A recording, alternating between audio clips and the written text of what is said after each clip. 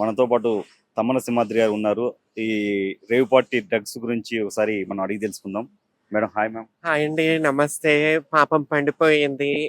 ఎన్నో చేశారు. తెలుగు అమ్మాయిలు ఈరోజు తెలుగు ఇండస్ట్రీకి రావటానికి వాళ్ళ ఫ్యామిలీస్ భయపడుతున్నారు. ఇండస్ట్రీకెళ్తే అమ్మాయిలు ఇట్లా వ్యభిచారానికి ఈటికి అన్నీ ఏదో పబ్లిక్‌లో మంచి బ్యాడ్ అనేది ఉండిపోయింది. భయపడుతున్నారు ఇండస్ట్రీకి పంపించటానికి. ఎందుకంటే ఇలాంటి వాళ్ళు ఇలాంటి కార్యకలాపాలు నడిపించటం, వీళ్ళు ముందుకు తీసుకెళ్లటం, ఇండస్ట్రీకొచ్చిన ఆడపిల్లలని తప్పుదోవ పట్టిస్తున్నారు ఇలాంటి వాళ్ళు.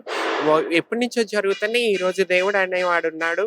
దొరికిపోయారు. ఇది ఇంతటితో ఆగిపోయి దీన్ని ఇంతటితో పోలీసులు మన తెలంగాణ పోలీసులు కూడా వీటిని పట్టుకుని వీటి మీద ఫైట్ చేసి వీటిని బయటికి తీసుకొచ్చి ఎవరెవరు ఉన్నారు వెనక ఎంతమంది ఉన్నారు ఇదంతా మొత్తం బయటకి తీసి వర్క్ చేసి దీన్ని అంతటితో అంతమొందిస్తే బాగుంటది. ఒకప్పుడు రోజా విజయశాంతి లాంటి గారిని చూసాం మన తెలుగు ఇండస్ట్రీలో. ఈ రోజు కరువు అయిపోయారు. ఇలాంటి వాళ్ళు అంతమందిస్తే గానీ హేమ లాంటి వాళ్ళని మళ్ళీ మంచి వాతావరణం వస్తుంది. మళ్ళీ మన తెలుగు ఇండస్ట్రీలో తెలుగు అమ్మాయిలు సూపర్ స్టార్ ని చూస్తాం అనుకుంటున్నాను. యామ గారు నేను లేను అసలు ఆ పార్టీలో అని అంటున్నారు. మొన్న బిర్యానీ చేసి ఒక వీడియో పెట్టారు. తర్వాత మామూలు ఒక వీడియో పెట్టారు. నేను ఎక్కడో ఫామ్ హౌస్ లో చిల్ అవుతున్నాను, నేను నాకు ఆ పార్టీ దానికి నాకు సంబంధం లేదన్నారు. అలాగే శ్రీకాంత్ గారి పేరు వచ్చింది, శ్రీకాంత్ గారు వీడియో పెట్టారు, జానీ మాస్టర్ గారి పేరు వచ్చింది. కానీ యామ గారికి పాజిటివ్ వచ్చిందని కూడా అంటున్నారు. అన్నీ వస్తున్నాయి. పోలీసులు ఫొటోస్ అన్ని బయట పెట్టేశారు, పట్టుకున్నారు. హేమ గారిని పట్టుకోకపోతే హేమ గారు ఈ రోజు నేను హైదరాబాద్ రోడ్డు మీద నుంచున్నాను మన జూబ్లీ హిల్స్ దగ్గర. వాళ్ళు తను వచ్చి ఇట్లా నుంచొని వీడియో అవ్వచ్చు కదా, ఎందుకు రావట్లేదు పబ్లిక్ లోకి, ఎందుకు రావట్లేదు మీడియా ముందుకు, ఎందుకు రావట్లేదు? నేను తప్పు చేయకపోతే ఇప్పుడు నేను తప్పు చేయలేదు, నేను ఎంత పబ్లిక్ లోకి వచ్చి మీ ముందుకు వచ్చి మాట్లాడుతున్నాను, తప్పు చేయనప్పుడు వచ్చి మాట్లాడాలి కదా.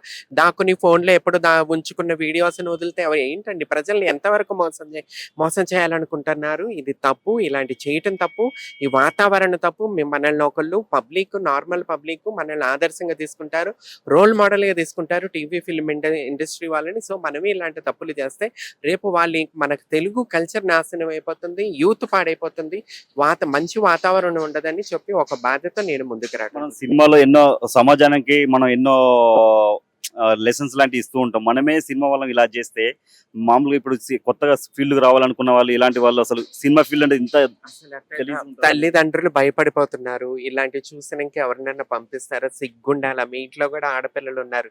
ఇంత డబ్బుకి ఇదైపోయి ఇట్లాంటి పనులు చేస్తే ఎట్లా అండి చెప్పండి? మన ఇంట్లో ఆడపిల్లలు వేరే అమ్మ బాబు ఆడపిల్లలు కాదా?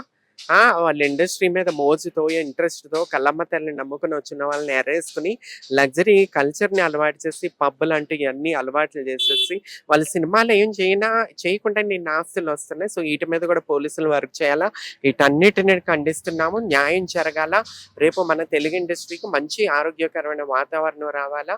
ఇలాంటి తప్పుడు పనులు చేసే వాళ్ళని అంతమందించాలా, పట్టుకోవాలా. వీళ్ళు అంతకుముందు ఎన్ని చేశారు, ఏం చేశారు, వీళ్ళ వెనక ఎవరున్నారు మొత్తం తీసి పట్టుకోవాలని చెప్పి కోరుకుంటున్నాను. లాస్ట్ మేడం, యాక్చువల్ గా మా అసోసియేషన్ దీని మీద ఎలాంటి చర్యలు తీసుకుంటారు? వీళ్ళు అసలు ఎవ్వరు మాట్లాడరండి. వీళ్ళకి అసలు ఎవడు చచ్చిపోయినా పనికి పట్టించుకొని పరిస్థితి మన తెలుగు ఇండస్ట్రీ. మారండి అయ్యా, మారండి. బాలీవుడ్ ని చూడండి.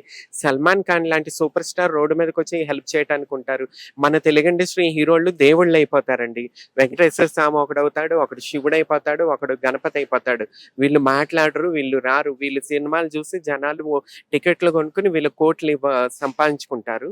ఆ జనాల కోసం వీళ్ళు ఏం మాట్లాడరు. సిగ్గు తెచ్చుకోవాలి. బాలీవుడ్ ఒకటే క్వశ్చన్ మేడం, లాస్ట్ అయిపోయింది. పిఠాపురంలో మీరు పవన్ కళ్యాణ్ మీద పోటీ చేశారు. లాస్ట్ టైం మంగళగిరిలో లోకేష్ బాబు మీద పోటీ చేశారు. ఈసారి పవన్ కళ్యాణ్ గారి మీద పోటీ చేశారు. మీరు జూన్ 4వ తారీఖున మీ భవిష్యత్తు ఎలా ఉండబోతుంది? ఎలా ఉంటది అనేది ప్రజలు చెప్తారు. ప్రజల కోసం ప్రజా సేవ చేయడానికి వెళ్ళాను, ప్రజల్లోకి వెళ్ళాను.